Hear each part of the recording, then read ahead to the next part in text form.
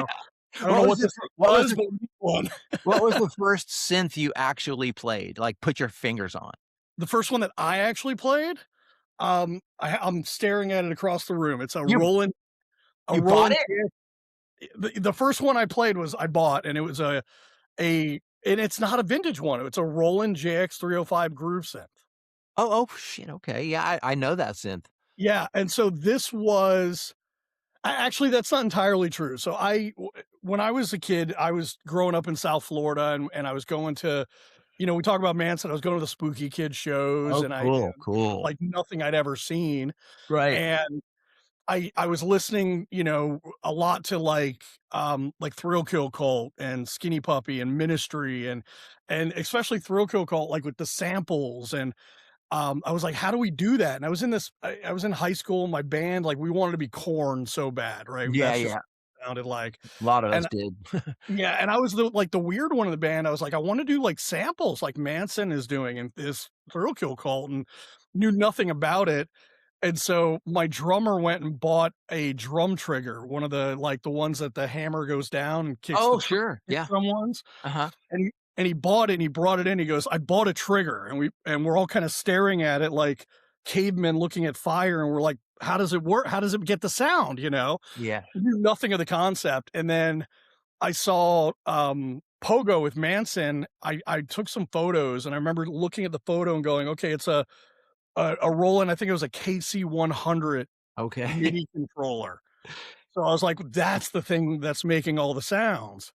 And I went to, Sam Ash, and I bought that, and the same thing. I'm like, how do I get it to make noise?" And not understanding controllers and modules and samplers. And, I in the photo now, I look back and I go, "Oh, there's an Akai S5000 sitting behind him. There's a That's sou what was there's a happening." sound source. Yeah, yeah, Yeah.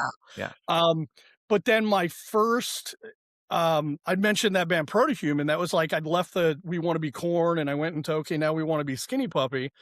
And the singer of that band was writing everything on this groove synth, this GX305. Okay. And so everyone in the band, we all went and got one, and we all sat at home with this 8-track loop sequencer. That one track was dedicated to drums, the other 7 were, you know, whatever you wanted it to be. But it had this glitch in it with the polyphony, where if you had all the sequences going and you overloaded the polyphony capability, it would start dropping notes randomly, and things would Was it a start good being like, effect or was it a bad effect? it was an error, but it sounded for industrial is great. Usable. Oh, yeah, yeah. Yeah, because it made it wouldn't drop them out completely. It would like create this randomized lo-fi effect. Oh, interesting. Yeah, that's cool.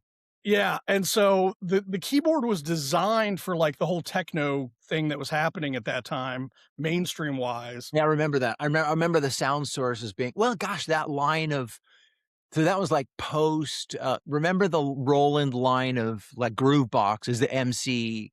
That's Yeah, exactly what it it was. was, yeah. So So that was like the not the tail end because they're still going in reality, but that was like the second generation. So they were all kind of based around dance music. I mean, and then the MC 505, the 303. I had the yep, 303, and then I later the 505.